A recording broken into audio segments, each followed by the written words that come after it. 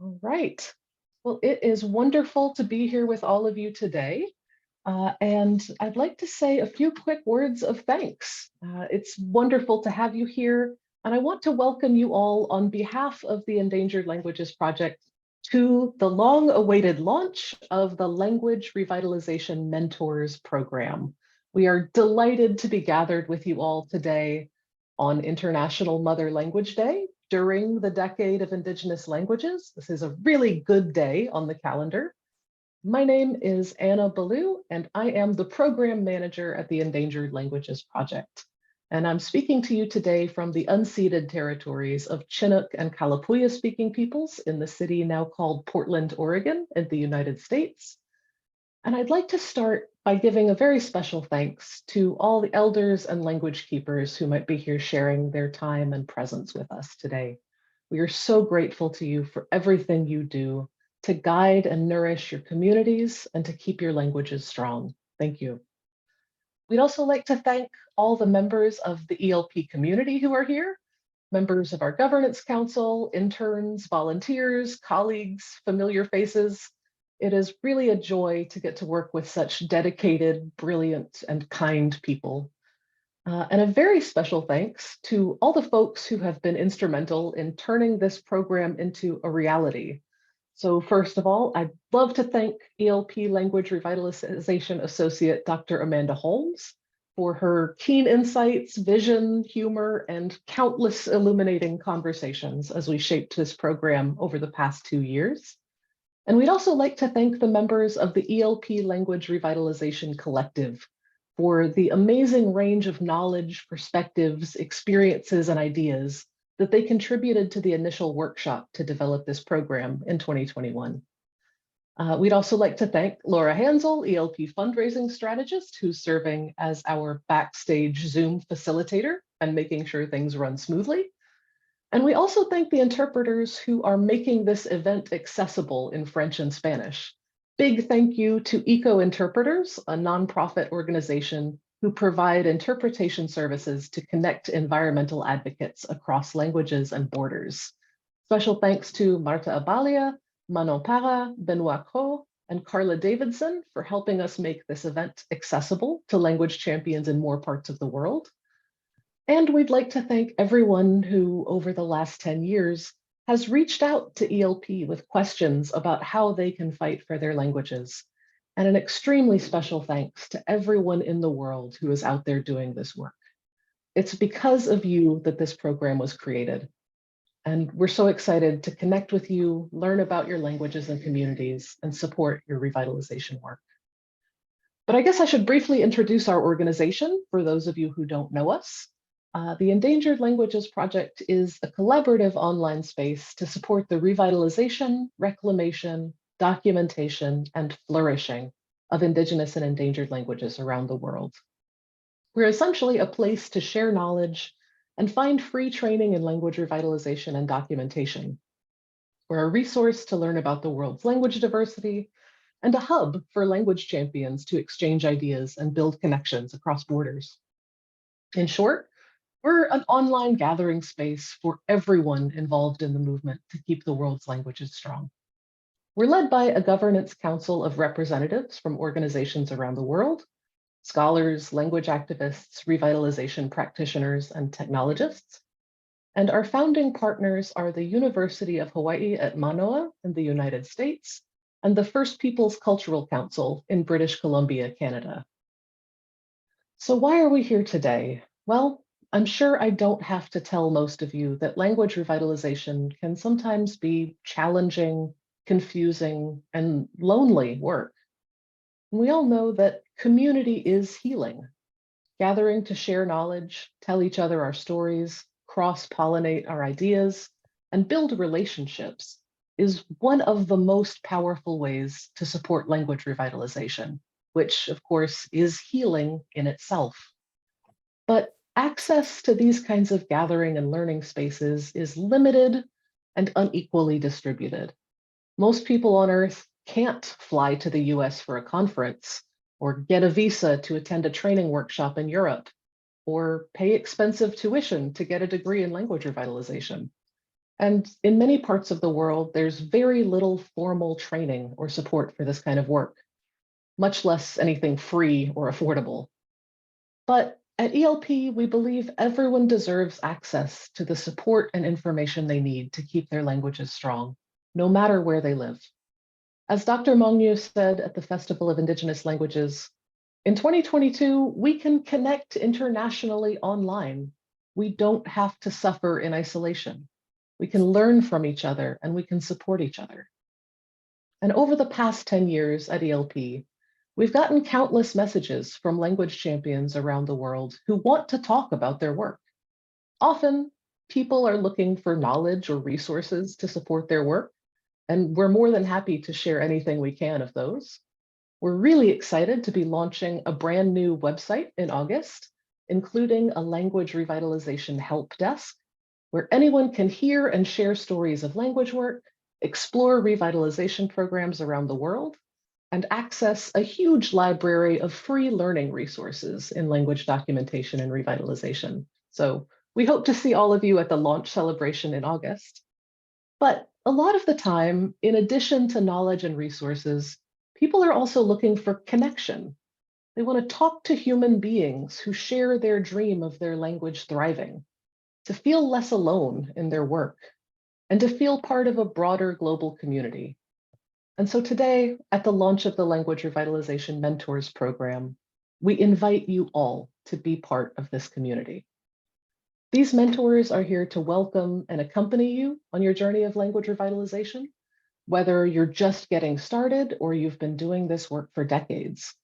They're available to talk with anyone working for their language, to share knowledge, offer guidance and support, to exchange stories and answer questions about keeping your languages strong. It's free to everyone and always will be. And the mentors aren't here to tell you or your community what to do, or to prescribe a single best way to revitalize a language. Instead, they're here to walk alongside you, to exchange stories, to help you imagine what paths you might take and what tools might help you get there. They can help you find that piece of knowledge you've been looking for, brainstorm ideas that might work in your community, and talk through any challenges you're facing. They're here to listen, to put you in contact with people who might become colleagues or friends, and to remind you that the work you're doing is important, sustaining, life-giving work. They're here to support you while you support your language. And these are 4 amazing people who each bring a wealth of knowledge and experience from their own lives and work. They're each tireless advocates for their own languages, but also dedicated to building connections with other communities and sharing knowledge across borders. There is no way that my words can do justice to all they have to offer. And so, without further ado, we'll let them tell you in their own words. I'm honored to first introduce Alexandra Philbin. Thank you so much, Anna. I'll just share some slides here first. So now, can everyone see that? Perfect, great. So hello everyone, my name is Alexandra and I'd like to start by thanking you all again for coming in 2 languages that mean a lot to me. So Gaeilge or Irish and Valencian, the local variety of Catalan here in Valencia where I live. And then I'll repeat myself in English afterwards. So gur míle mágwibh as tachtanu, tá sé githíntoch an méid sin dína eáil, is mór an onordom a bheith anseo libh agus páirt a ghlacha sa chláirmantóireachta seo mar bhaintóir. Tá ag súil go mór le búla le dína agus a bheith gobar lo chun a dangacha a chur chun céin. Moltes gracias per vindre hoy.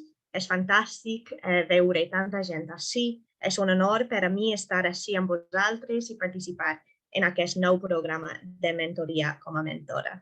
Tinc moltes ganes de conèixer persones i treballar amb elles per a promoure les seues llengües. Thank you very much for coming today. It's fantastic to see so many people here.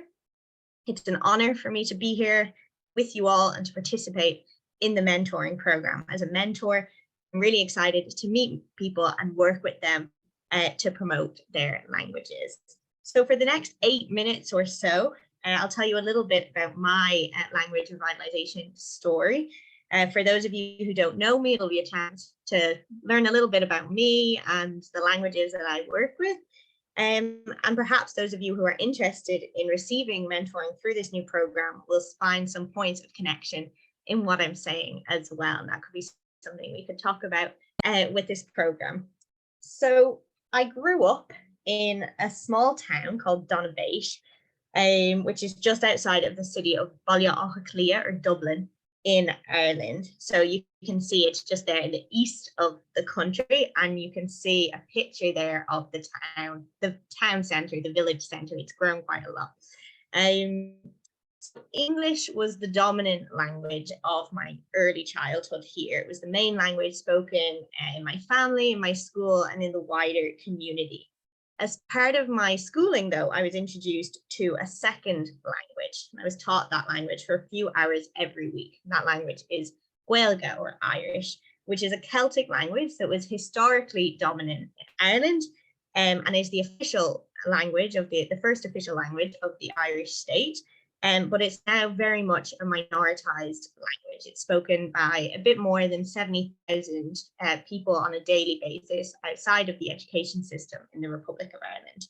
Now, I was quite lucky because even though Irish wasn't spoken by my family by the time I was growing up, my parents really encouraged me to learn the language and really value the opportunity to learn it at school. And when I was 11, they sent me to my very first Irish language summer camp. So first an Irish language summer camp in Dublin. And then when I was a bit older, summer camps in the Gaeltacht region. So these are regions in Ireland that are officially recognised as having a higher proportion of Irish speakers. So those regions that are highlighted on the map there. So I'd go for 3 weeks at a time as a teenager with my school friends. We'd stay with local people, we'd go to classes, we'd play games, we'd do ceilidh dancing, we'd do, as you can see in the photo, we'd do bungee runs as well. We'd do it all through Irish. So it was great fun, and it was also a fantastic language revitalization initiative. So this was the first time I had ever used Irish outside of the classroom. And I remember I was so nervous when I was going for the first time. Leaving my parents for 3 weeks, knowing I'd have to speak another language for 3 weeks, I was petrified. But after 3 weeks being completely immersed in the language, I remember finding it so difficult to switch back to English when I came home. Then I was inserting random Irish words and English phrases. I had to explain it all to my parents. So these summer camps showed me that I could make friends through Irish, that I could have fun through Irish, and that I could have opportunities that I wouldn't have had otherwise. So when it came to thinking about jobs and studies, as I got a bit older, I was very drawn to Irish. And my first job was working in that summer camp where I had been a student to help others to learn the language as I had. I ended up studying Irish at a university in Cork, so that's the city in the south of Ireland there, as part of a degree in world languages. So I studied Irish with Spanish and German. And I was able to get involved with the student movement at the university to promote Irish. Here is a picture of the committee of the Irish Language Society at the university. And I lived in Irish language accommodation as well. Now, during my degree, I also became more aware of other minoritized language contexts. So the department where I studied Spanish also offered classes in Basque, Catalan, and Galician. And I was able to do a semester abroad in Santiago de Compostela in Galicia as well. So there's the photos at the bottom there. So that was a wonderful experience. And then I continued with my studies at the Maynooth University just beside Dublin, where I did a master's in linguistic anthropology. And I got to read more about minoritized languages in general. And I knew that this was something that really interested me. Now, the language community I've spent most time with, other than the Irish language community, is the Catalan speaking community in Valencia. So I moved to Valencia almost 2 years ago after meeting my partner, Miguel, in Dublin, who's from Valencia. And he's very kindly here right now, even though he just got his wisdom teeth taken out. So shout out to Miguel. And I knew as soon as we moved to Valencia that I wanted to learn Valencian. So Valencian is another term for Catalan, specifically Catalan spoken in the Valencian country or the Valencian community. It's also spoken, there's a bit of beeping going on outside, sorry if you can hear that. So it's used, Catalan is spoken in different parts of the Spanish state, in parts of France and Italy as well. And also it is the official language of Andorra as well. So as I've learned Catalan here, I've been really lucky to meet and work and study with people who are working really hard to promote Valencian here. And through conversations with people, I've learned so much from their perspectives and their experiences, and work with their language. So I've seen amazing initiatives to support Valencian at the university, especially. And living here and speaking the language has really made me question some of the norms I had. I've sort of internalized about my own use of Irish in Ireland as well. I've learned to not use Irish with people who I didn't know spoke Irish, for example. So I didn't start conversations with strangers in Irish. And being here in Valencia and meeting speakers who are really dedicated to starting conversations in Valencian and sticking to Valencian despite social pressure has really denaturalized some of those ideas I had about Irish. So being here, learning another minoritized language, speaking to speakers has really taught me so much. And what inspired me to apply to be a mentor with this mentoring program is just that. I think we have so much to learn from each other. By talking about our languages and their situations, we can get great ideas for language revitalization, for promoting our languages. And we might also rethink some of those deeply internalized ideas we have as speakers that might be holding us back. So one of those ideas in my case that was with me since I was a child, growing up in that town just outside of Dublin, was I had often heard suggestions that Irish and Dublin just didn't go together. Irish is spoken in the Gaeltacht, and in Dublin, English is spoken. Or when people from Dublin speak Irish, they don't speak proper Irish. So this was something I was really insecure about when I was learning Irish, and especially when I went to university in another part of Ireland. I was very aware that I sounded like I was from Dublin when I spoke Irish. But over time, as I learned more through my studies about these ideas and how they are just that, they're just ideas, they don't show the full picture, I realized that I could define myself in a different way, that I could take pride in speaking in a way that represents my story with my language. And when I arrived in Valencia, I saw that the same kind of idea was there, that speaking Valencian isn't really a thing done by people in the city, and it's quite strong here. So in both places, though, there are revitalization efforts taking place that challenge this idea. So in Dublin, for example, two speakers founded an event called the Pop-Up Gaeltacht, where Irish speakers come together to speak Irish in a bar where usually English is spoken. So it's one night a month where speakers can come together in community, show that Irish is spoken in the city, and take back spaces where the language had previously been denied access.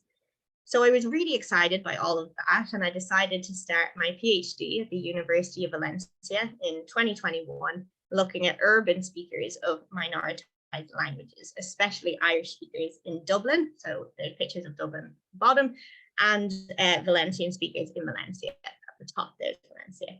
So I'm especially excited by projects that challenge the idea that us city folk can't and don't do minoritized languages too. So that's a little bit about me and what I'm most passionate about when it comes to language revitalization. I love to see different communities coming together and learning from each other.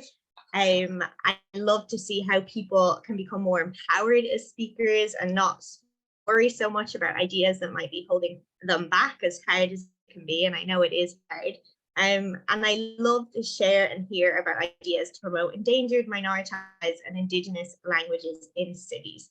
So if anyone wants to connect with me and talk about some of these things, talk about their own experiences with some of these topics, I would be so delighted and so happy to help you along the way. So gur mila magwiv, moltes gracias. Thank you all very much. I look forward to meeting as many of you as possible through the mentoring program. So I'll pass over to Yasmin now so she can introduce herself. Thank you, everyone.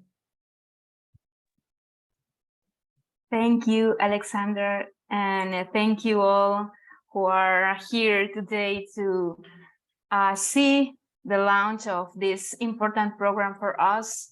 I'm so happy and excited to be here with all of you, people who cares of languages, and we are here to speak about how to be stronger, how to go further, and how to do all that by sharing. I think community is the answer to so much questions, and language revitalization, it's one of those. I'm gonna greet you all in the language of my soul, which is Yucatec Mayan.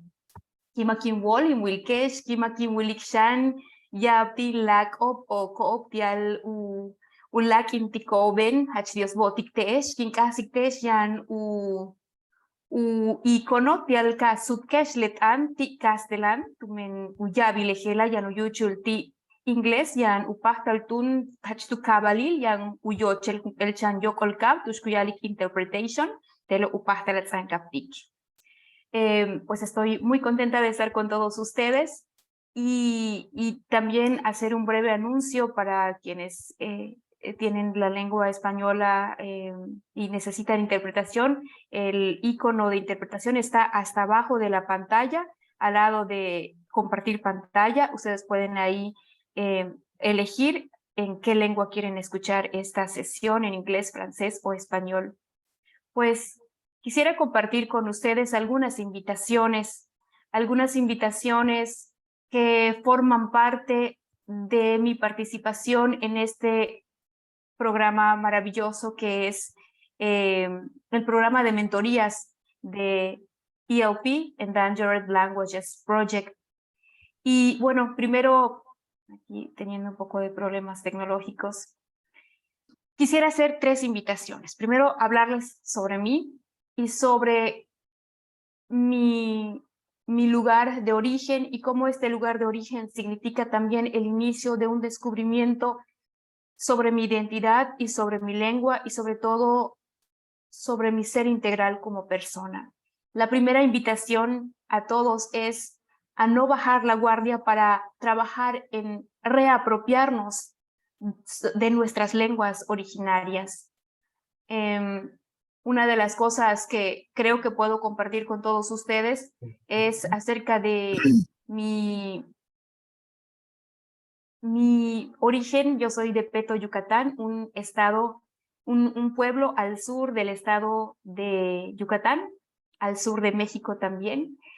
Creo que la primera invitación que hago es sobre apropiarnos de nuestra lengua porque viene de una vivencia personal que es ser parte de una generación. Creo que es algo que compartimos también muchos pueblos originarios, que es la opresión, la marginación y la violencia que han sufrido los hablantes de lenguas originarias y por la cual también muchos padres decidieron no transmitir la lengua a sus hijos. Entonces, en mi casa también fue lo mismo. Mis papás no nos transmitieron directamente, pero la lengua estaba en todas partes. Estaba en los nombres de las comidas, estaba en los nombres de los espacios, de los lugares, en cómo también se integraba al español yucateco.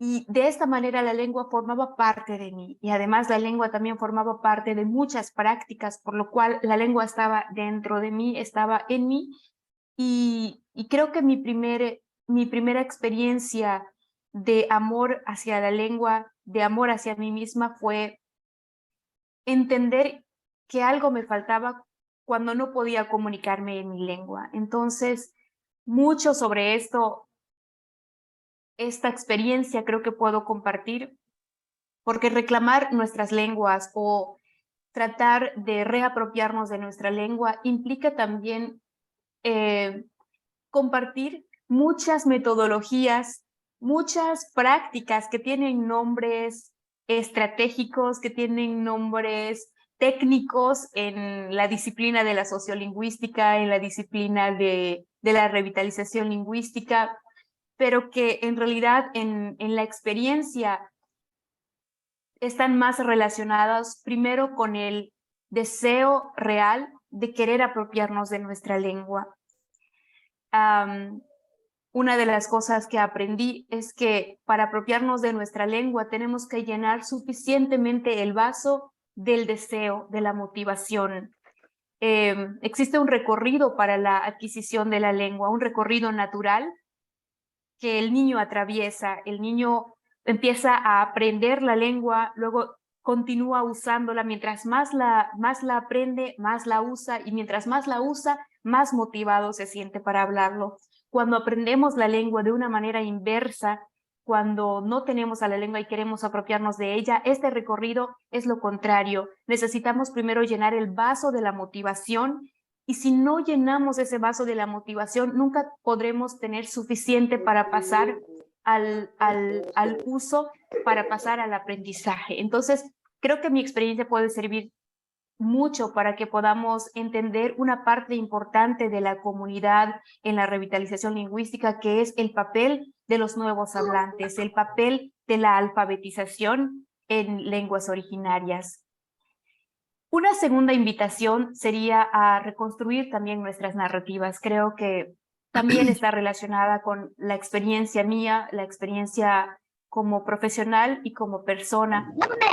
Algo también que compartimos en los pueblos originarios está relacionado con esta historia que se nos ha contado sobre nosotros y que afecta a las decisiones, a los comportamientos de los hablantes con sus lenguas, y es cómo nos vemos a nosotros mismos, cómo pensamos a nuestra lengua.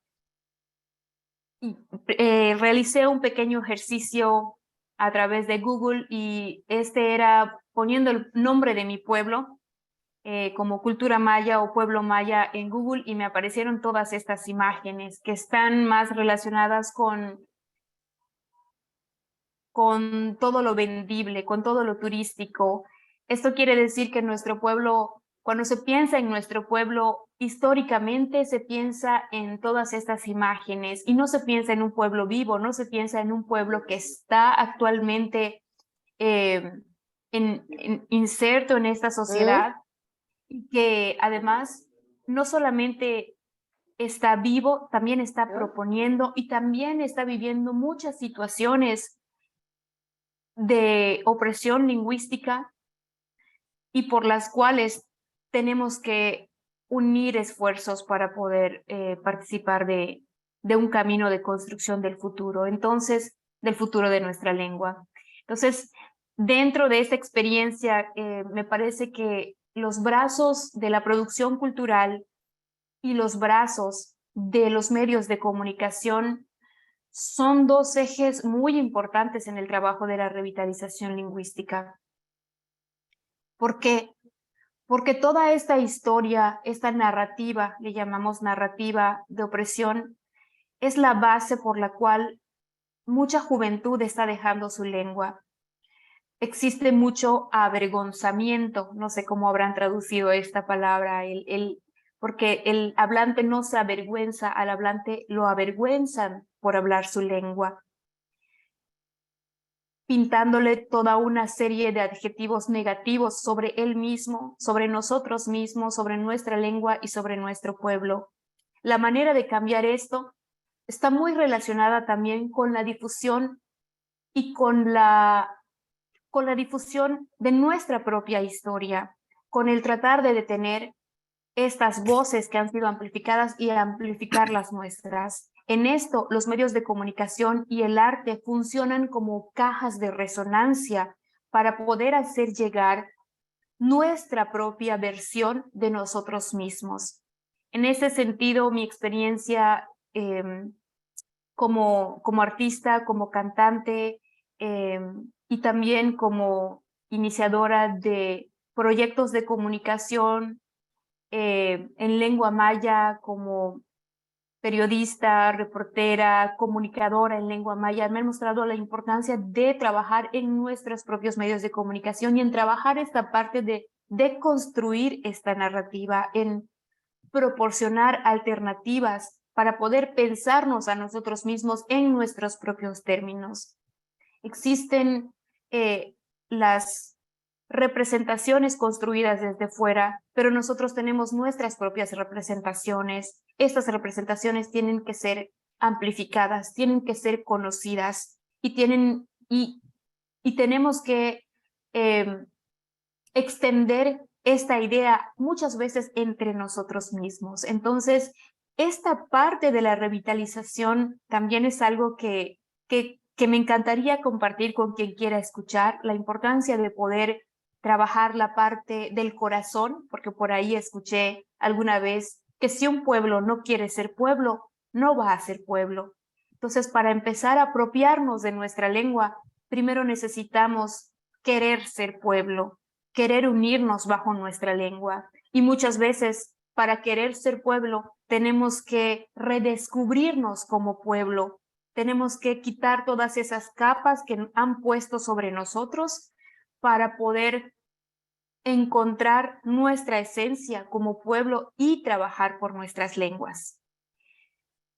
La tercera invitación que quisiera hacer está relacionado con lo que mencionaba Ana al principio de esta sesión, y es la importancia de compartir, la importancia de articular. Estamos en un momento en el que existen dos escenarios un poco contradictorios. El primer escenario a nivel mundial, y esto se replica a nivel local también, está relacionado con el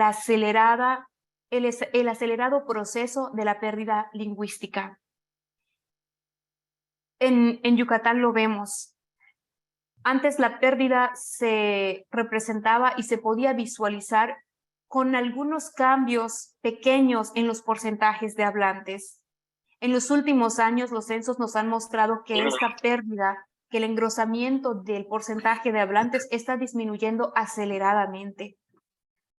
Por otra parte, parece que las iniciativas de revitalización están al mismo tiempo floreciendo y están multiplicándose. ¿Cómo es posible que si las iniciativas de activismo lingüístico están multiplicándose, esto no detiene la pérdida lingüística? Tenemos que pensar cómo hemos estado haciendo activismo lingüístico. Mucho de mi trabajo actual se relaciona con la articulación y la vinculación.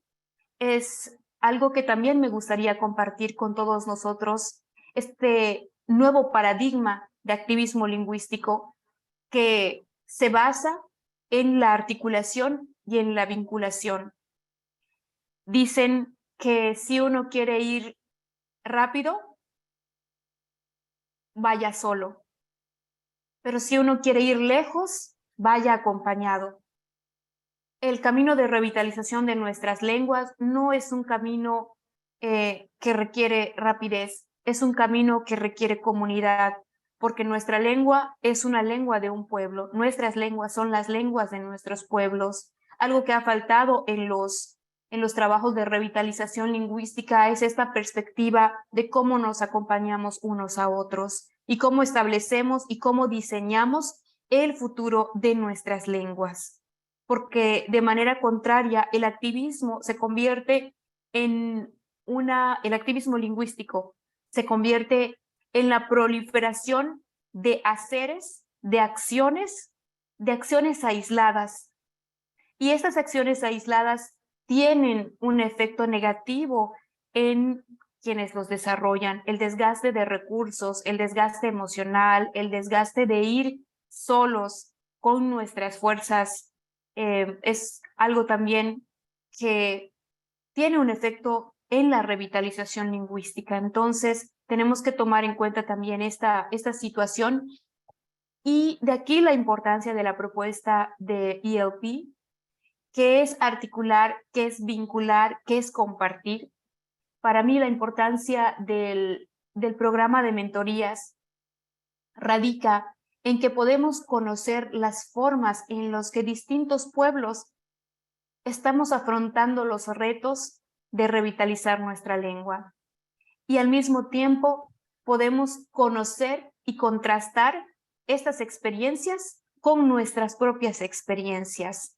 Estamos en un momento histórico en el que, si bien no todas las comunidades tienen conectividad, la situación de los pueblos originarios, sobre todo de Latinoamérica, está muy relacionada también con el rezago tecnológico.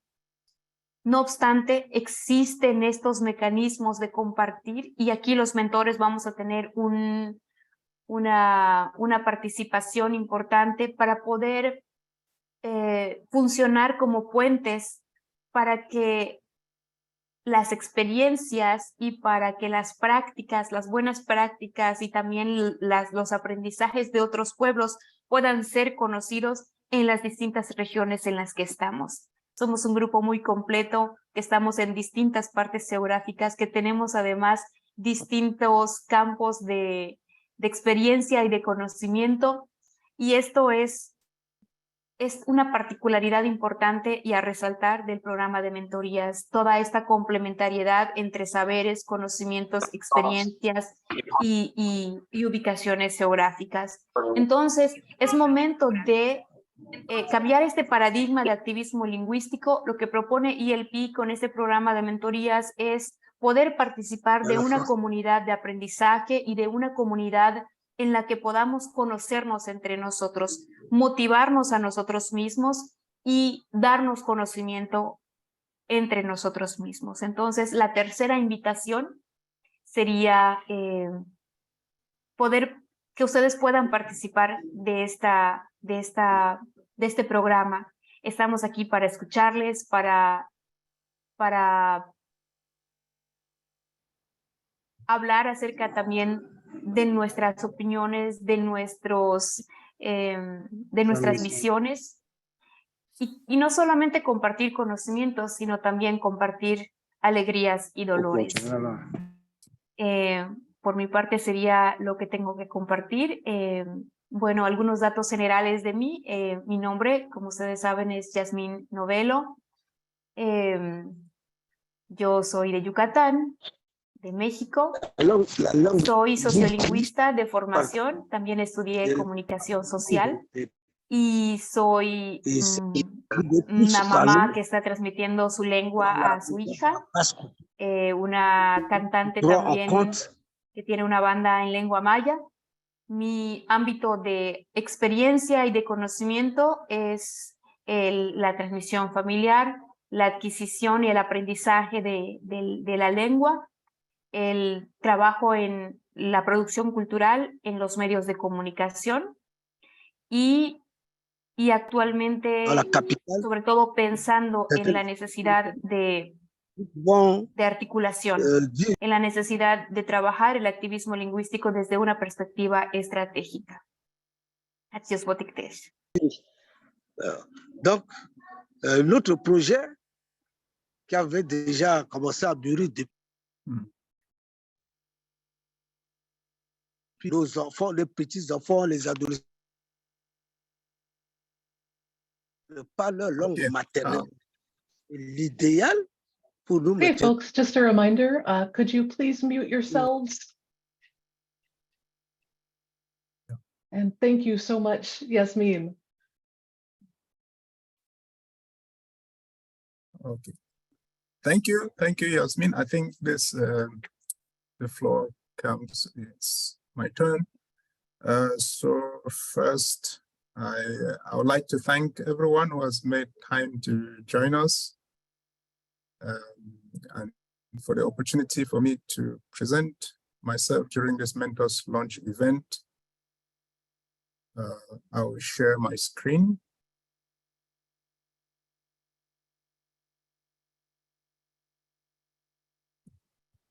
So I'm Pius Akumbu, and would like to tell you about a little contribution I've made over more than a decade to language revitalization. And I'll also talk a little bit about my desire, my willingness, and availability to accompany others who are working to support or promote the survival and use of their indigenous languages.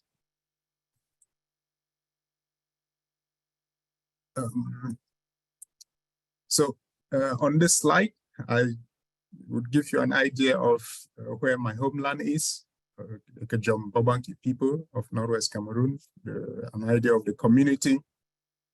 And I would like to say a few words in Kejom before I proceed.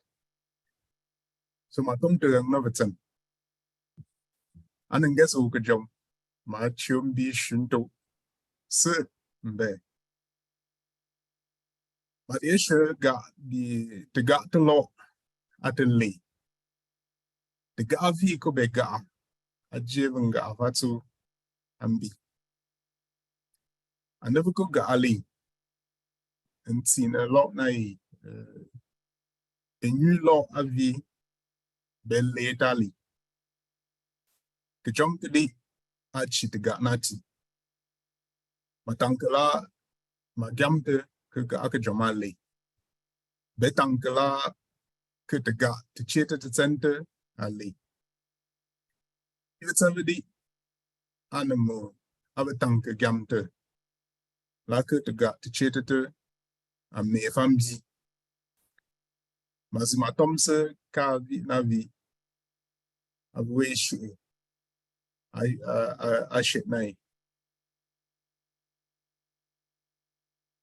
So I am part of the generation that grew up in Babanki, Northwest Cameroon, in West Africa in the 1970s, 1980s, speaking our indigenous language at home and in the community. In my case, of course, I spoke Kejom. When I started school at the age of 6, speaking Kejom in the school compound was forbidden. And I remember vividly being punished on countless occasions for violating the rule. That is, for speaking the only language I knew at that point in time. And on one of these pictures, this picture to the right, you can see these children in this sack for that exactly that same purpose, because they spoke the indigenous language and received this punishment.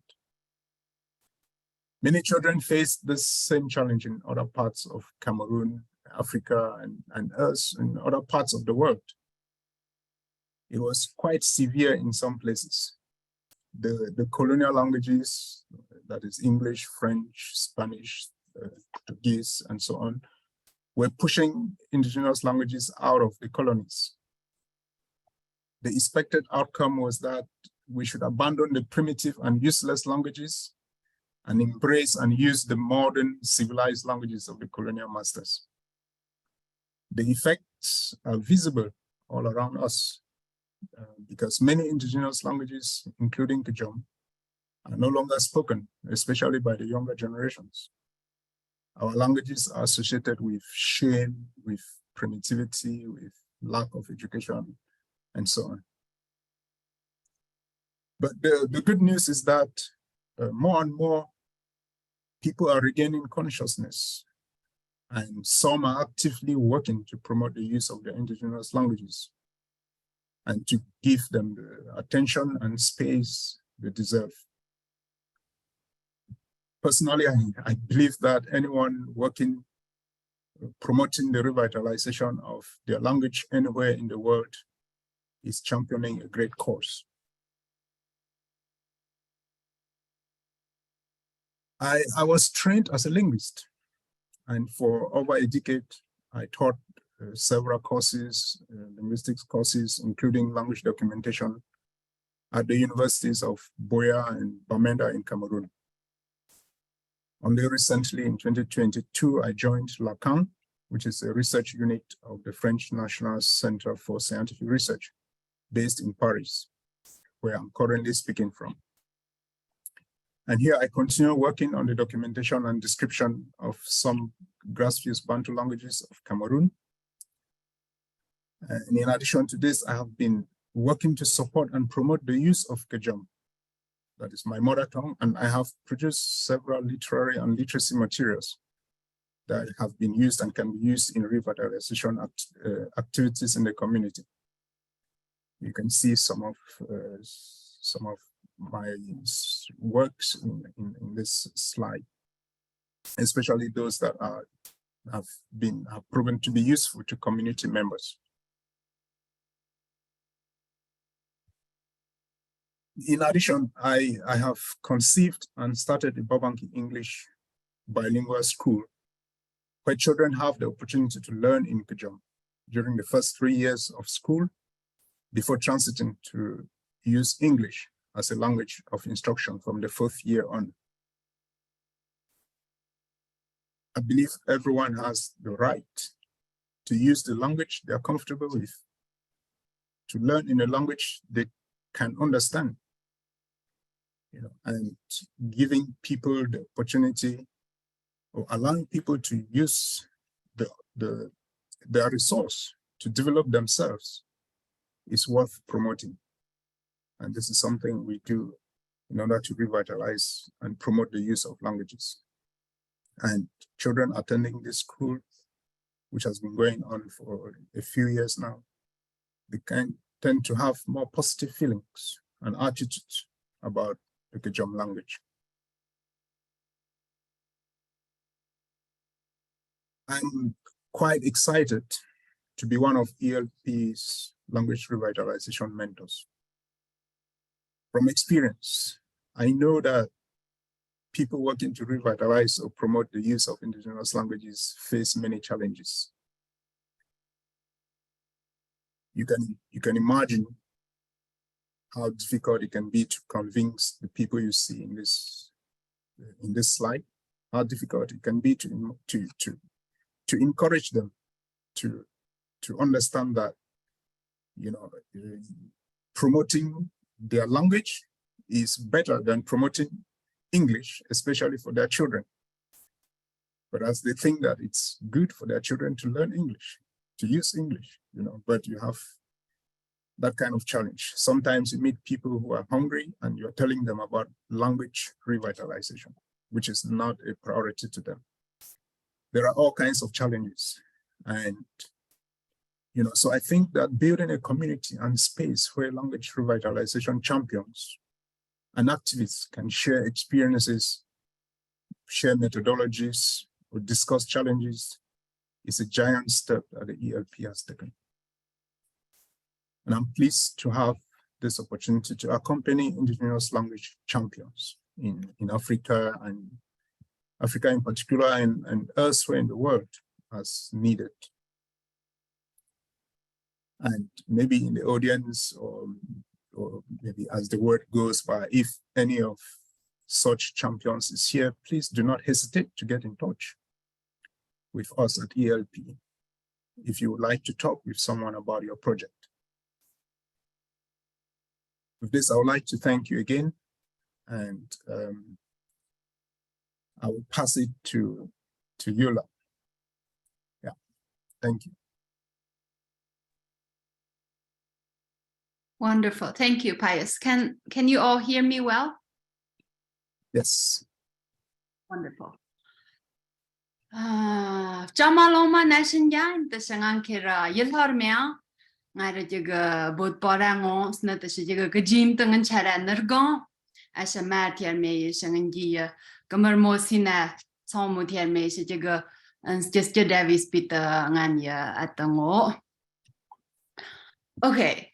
Maybe you didn't understand any of it. That's okay. Hello, my name is Yula, and I am one of the ELP Language Revitalization Mentors.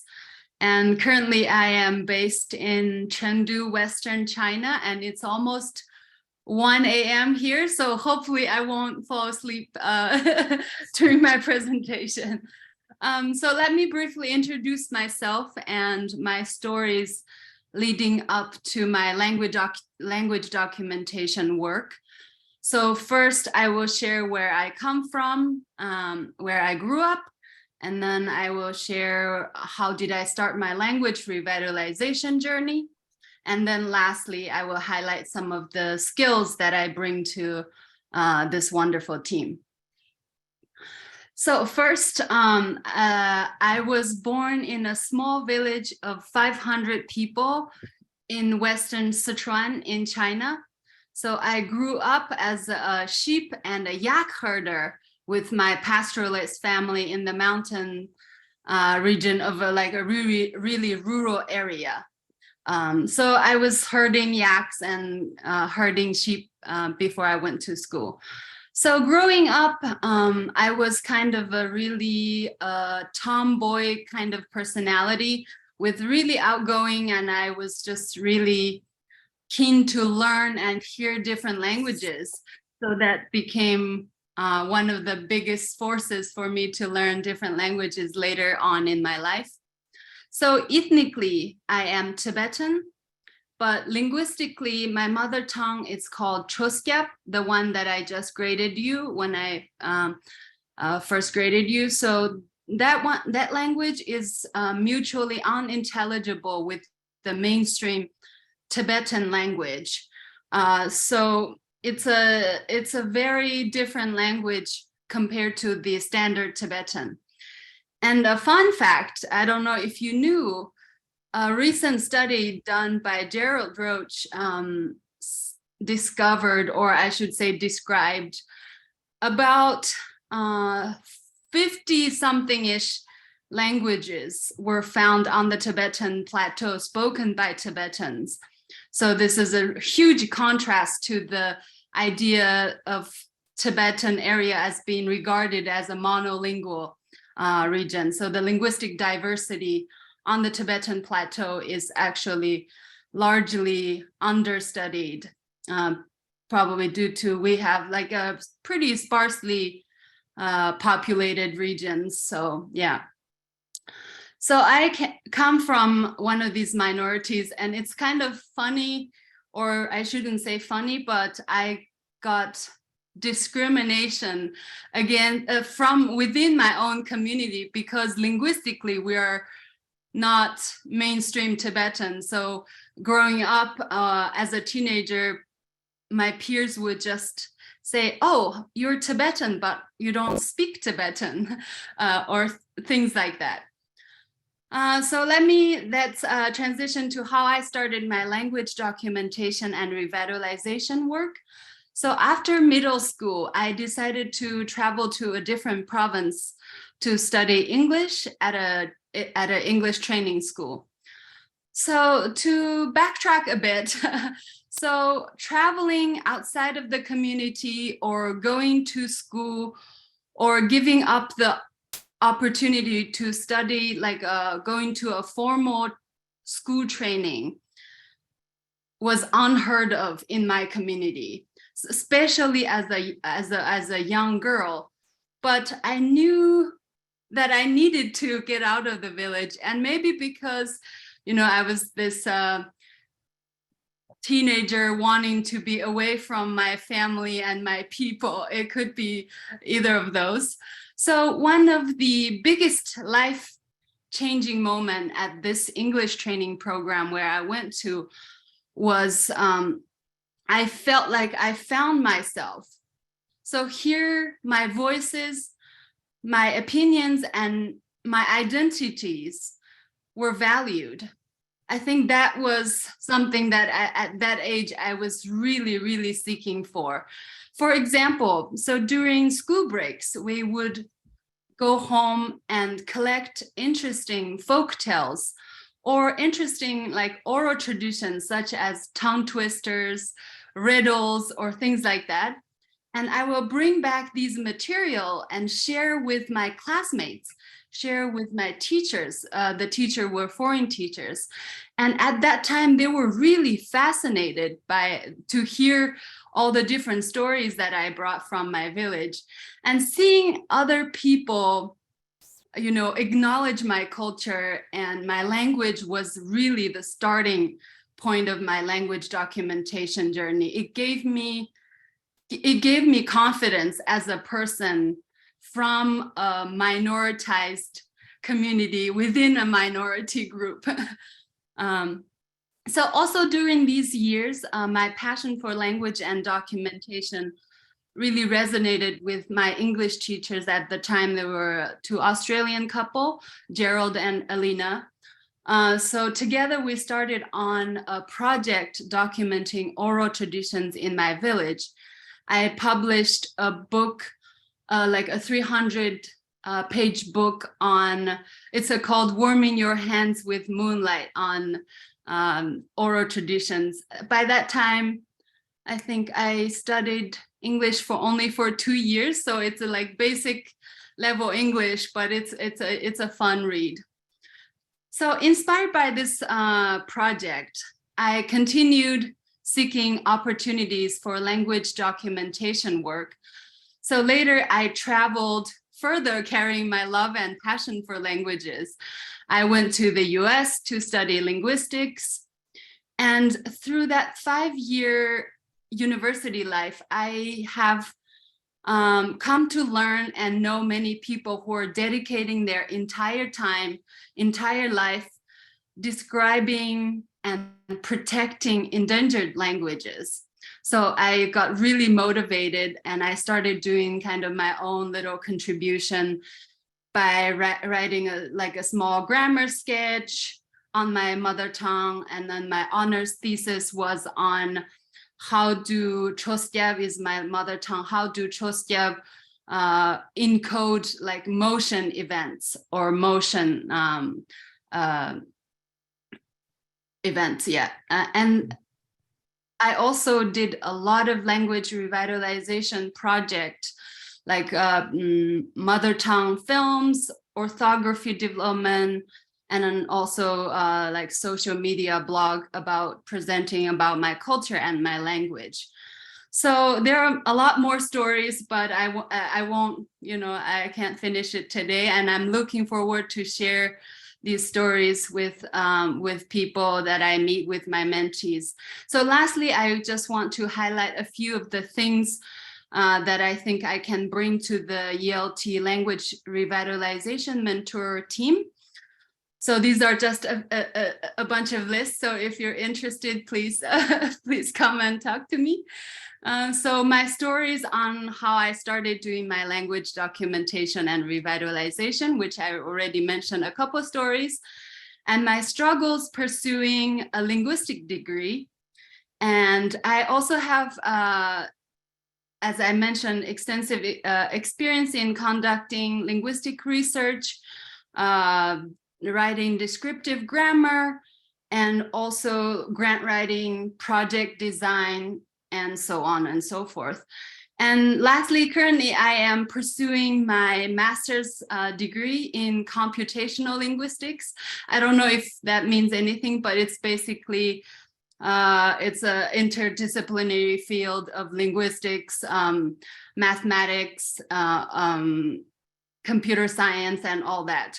And I'm interested in exploring how technology can help or potentially harm languages. So these are also answers that I still don't have, but I'm also in the process of searching.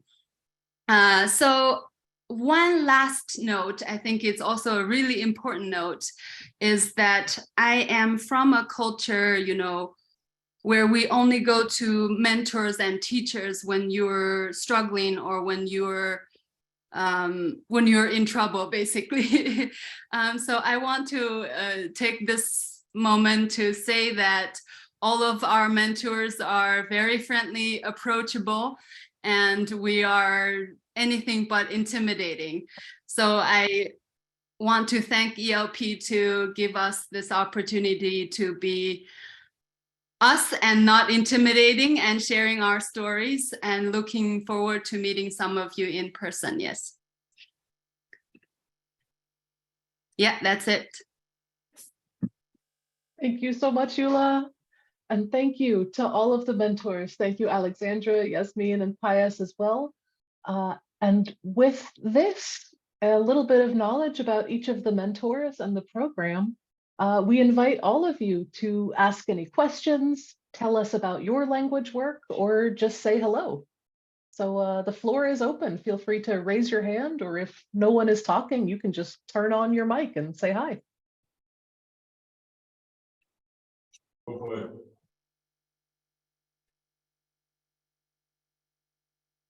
Howdy. Hi, I'm Janavi. This is Zubin. Yeah. We caught up with Anna in 2019 when she agreed to pass through our woods in Pune. And now we've been following you guys since that time, and this is such a way cool program. We're just in deep admiration. And Zubin brought us an Arabic script 300-page novel from Tamazight, yeah. which evokes a Tamazight dialect language. I don't know what to call it because I have to learn from you guys what we should say, because we found that on your map, on your website, on the ELP website. And so Zubin came in today and I said, hey, ELP has this program, so we should say hi. Yeah. You, Lou, nice work. We dig it. And Zubin Also, Fires. Yeah, man. I was in the Cameroon. I was in Douala for a while. Yeah, man. Oh, Yes, great, I- great, nice. Yeah. So I was Good in to meet you. Cameroon.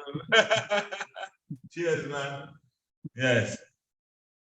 Good Unfortunately, to I see was you. doing unethical things over there. Right. Thank Now you, I've seen thank the light. Not Hallelujah. It's just a joke. That kind of thing. Good to see you, Genevieve. Nice to meet you, Zubin. Hi, I'd like to chime in. I'm so sorry my camera isn't working, so it's just a blank screen. But I'm Shahani from Nepal, and I'm very excited to meet all of you. I'm doing a PhD in linguistics to analyze the syntax of my mother language, which is Nepal Bhasa. Nepal Bhasa is the indigenous language of the Kathmandu Valley in Nepal. And yeah, I did a couple of courses in computational linguistics, and I'm very excited to meet Yula. You know, she's got a fantastic story. It's amazing. Her life story is extremely inspiring. And you know, in my entire course of doing the PhD, it's been very challenging and very interesting to kind of connect the dots between you know, mainstream linguistic research and computational linguistics, to connect the dots between how, you know, you can figure out the rules of a language by analyzing the syntax and see how those rules can be fed into a computational model, which is especially challenging for languages that don't have a big presence on the internet, that don't have big data. And, you know, I'd love to speak to Yula about her explorations in this, because as you all know, you know, like this field, I mean, I bet we're all extremely passionate about it, which is why we're all here. But at the same time, it's extremely lonesome, and it's like this niche field that you know, people don't really understand so much.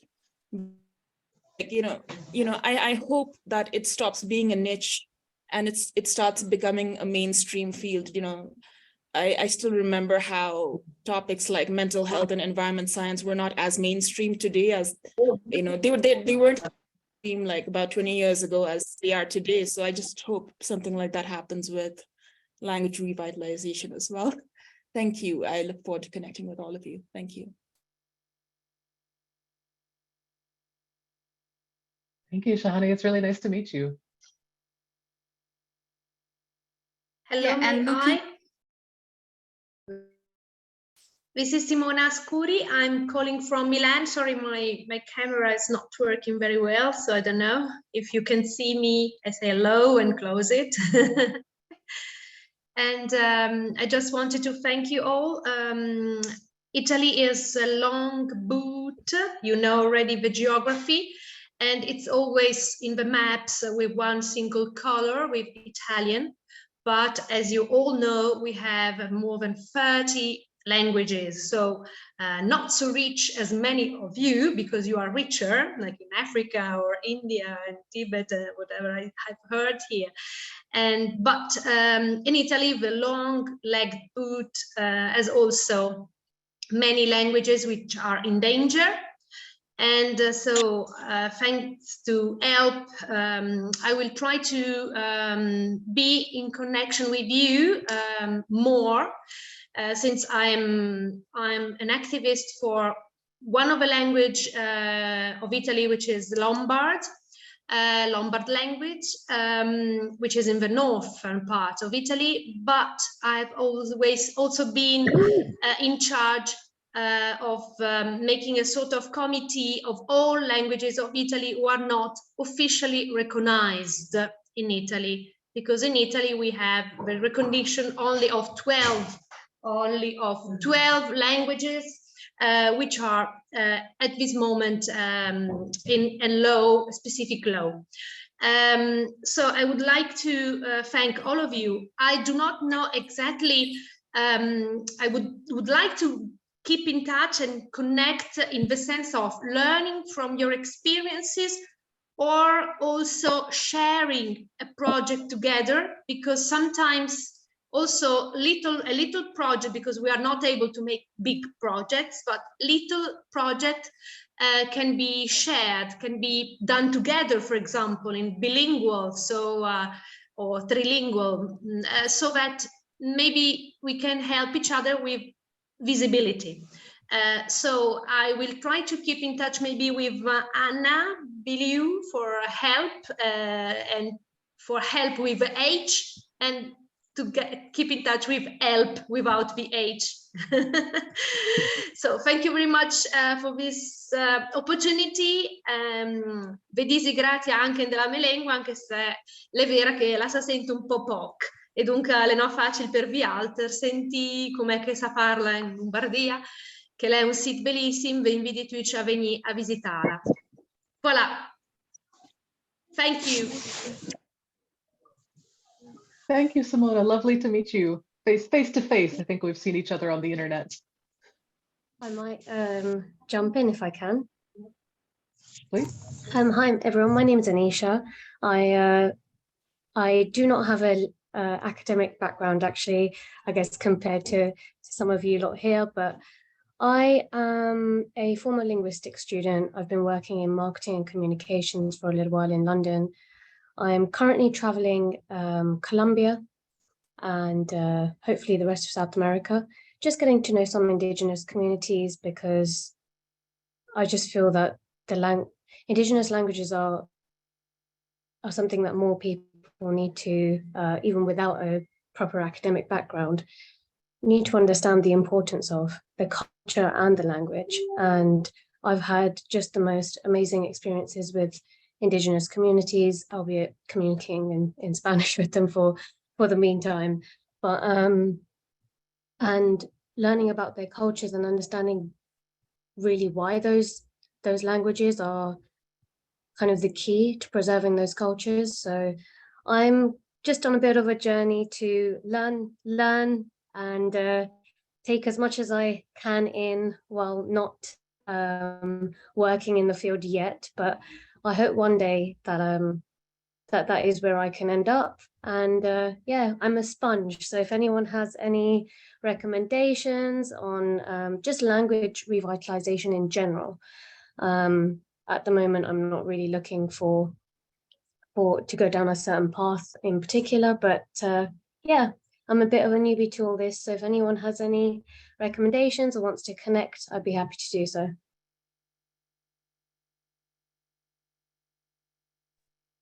Lovely, good to see you.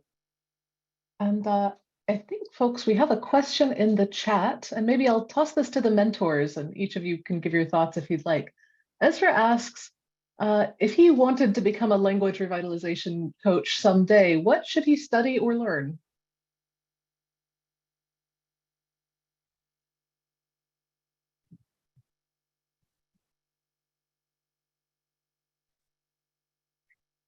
I think I can start anyway. I think we all have really different backgrounds. I think one of the things that we all have as mentors is sort of community engagement in our own communities. We've all been involved in language revitalization as practitioners, but we also have thought about these questions in a critical way as well. So I think having studied some of these aspects, and that doesn't necessarily have to be formal, but reading about these issues, engaging with workshops on these issues, but also being involved in community work at the same time. So I think having those two aspects has been important for us anyway.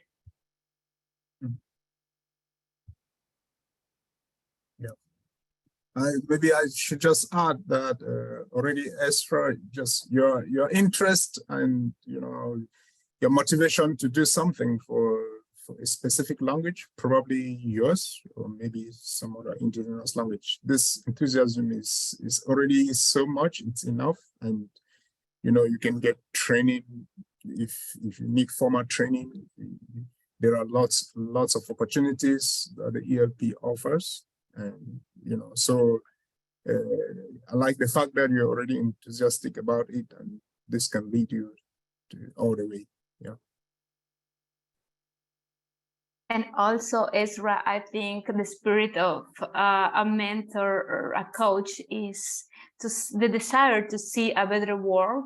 So maybe we can be different types of mentors in our specific contexts.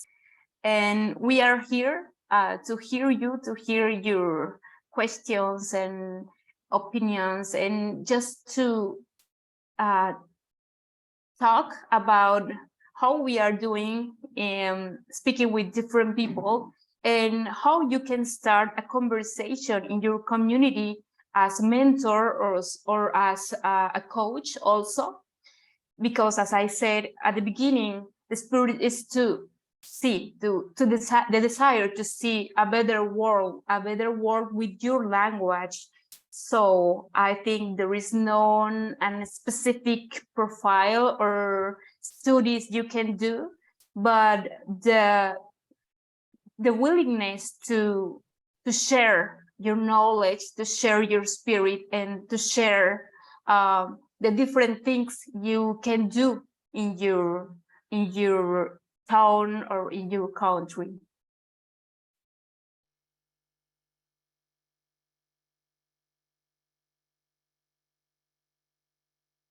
Beautiful answers. Anything to add, Eula? Yeah, I think Yasmin, touched on that, is the idea of going in with a lot of curiosity and passion. I think that is what will sustain you and what will make you go, as opposed to going in as a mentor and I kind of feel like I know it all type of mentality. I think will be a drastically different results. So yeah, just that mentality. Yeah.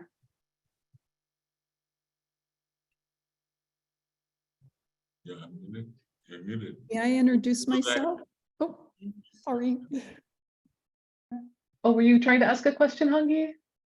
No, it was Rebecca, but I'll step out. It was the other person, but I think go ahead, Rebecca. I think that was just an Okay. accidental unmute.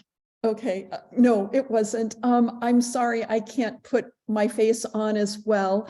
I have a very different background. I'm in the United States, in Wisconsin, which is located along the Great Lakes area, and I'm a visual artist. I'm not a linguist. I don't have a background really in languages, but I am working on a project that I am requesting help for. And Anna so kindly spoke with me a while ago and gave me more information about you all, and that's one of the reasons I'm joining. But my request is that I am trying to collect a recording of a member of each one of the 7,000 language communities. to speak one sentence that then I would use to create an audio tape that I would play along with a sculptural installation piece that I'm working on. And the sentence that I would like to have people send to me is, "Are we listening?" Not having a linguistic background, but understanding the need for us to communicate as a community, a world community, and recognize the gifts that each of us have of our Indigenous mother tongue, for me, is so very important. And my goal is to be inclusive and not leave anyone out. If you're interested, I'll just type in my email address about the project, and I'd be happy to send you any photographs that I have of the project in process. So you can see that I'm legitimate in my request. And I thank you all for all of the incredible work you're doing for our world community. So thank you. I'll unmute now, or I'll mute now. Thanks, Anna. Thanks, Rebecca. I added a document with some information about your project in the chat as well. And for everyone else, if you haven't found them yet, there are some handouts in English, French, and Spanish that you can take and print and share with information about the mentoring program. I think Laura maybe can drop those in the chat again now. There they are. Yeah. And anyone else with questions or who just would like to say hi, feel free to. Go ahead. You need to sit down, stand up. Yeah, I just want to say to Rebecca, we're listening. We are listening. So the whole point of this thing to me seems like communication crosses all barriers and languages. So whatever everyone said in their own languages and ethnicity and cultural context, we got the message. Ciao. Ciao, Bella.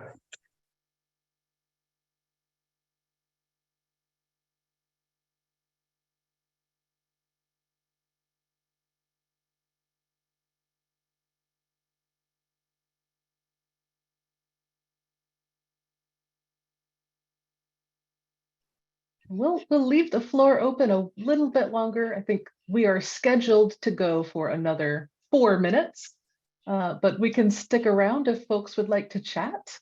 But most of all, I think we're just really excited to open the doors of this program and to officially say, welcome, contact us anytime.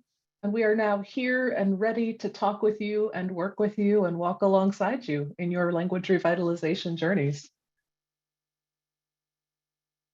Laura here. I just wanted to say I've heard a lot of the mentor stories, but to hear them firsthand from you today is just so special. So thank you. And to everyone else sharing their stories, it's just been really incredible to hear as well. So I hope that a lot of people take advantage of the services, and I can't wait to then hear more of what comes of that.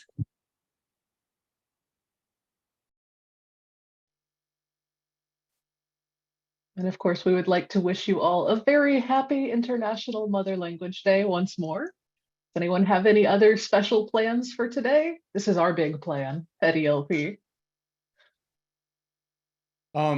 I'd like to mention something because it seems kind of pertinent. I'm a graduate student in Canada. I'm also I'm American. I am starting an Iroquoian language class in the Wendat language, and I'm glad I got to attend today because it was very inspiring. And also, I think that one of the approaches, one of the points of view that maybe I can bring to language revitalization is actually being an outsider coming into a context where a different community is revitalizing their language, and being aware of the realities and the sensitive subjects that can entail, and kind of knowing, like, you know, where, you know, especially like the issues relating to like traditional knowledge and you know, just the reconciliation that's happening in Canada right now. And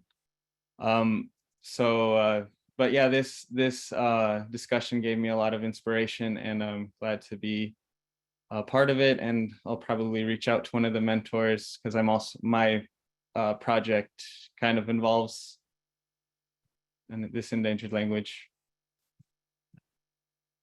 Oops, sorry.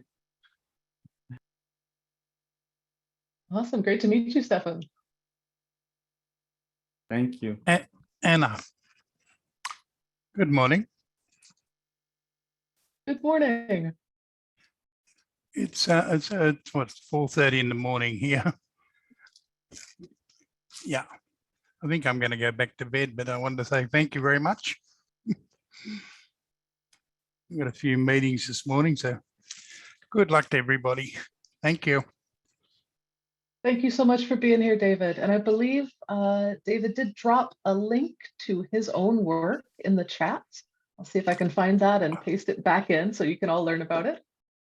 Yeah, I've created a website. It's more for scheduling Teams meetings.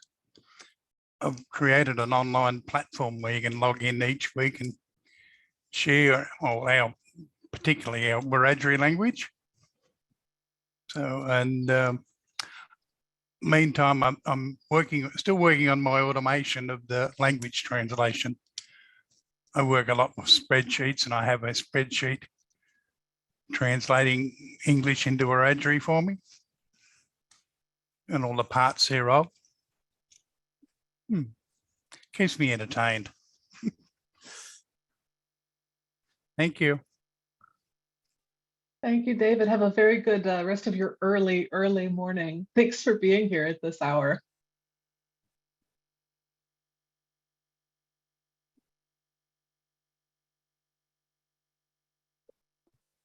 And I see in the chat we have some greetings in Mungaka. That's awesome. I once had the pleasure of working at the Language Documentation Training Center at the University of Hawaii with a Cameroonian student who is a Mungaka speaker.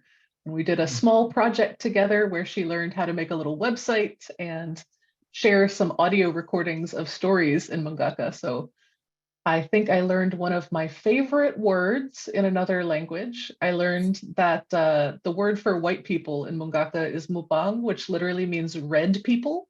And I have thought of that every time I look in the mirror after getting a sunburn. Like, yep, red people, that's right.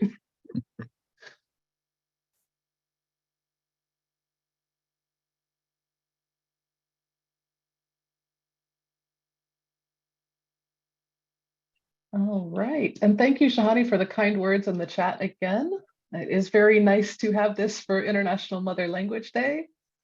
Merci, Yanis, vos paroles gentilles.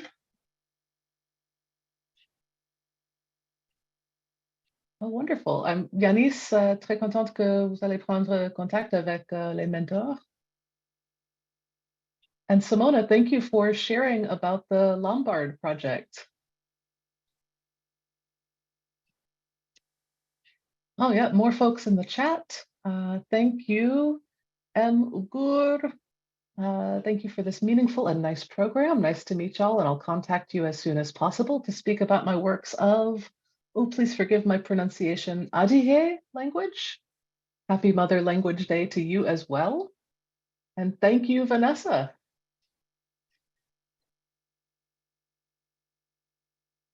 Alrighty, folks. Well, we are just about over time, so thank you all once more for being here today. It has been a real pleasure to gather with you, and this is hopefully just the first of many gatherings like this.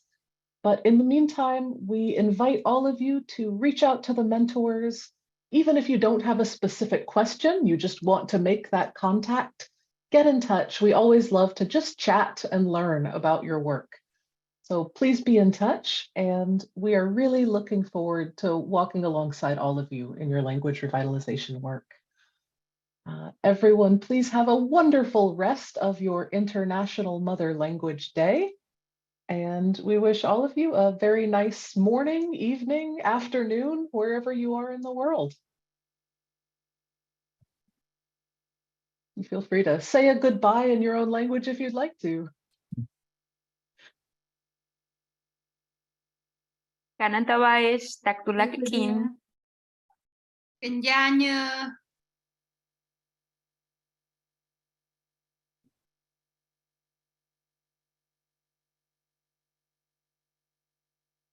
and Fengli.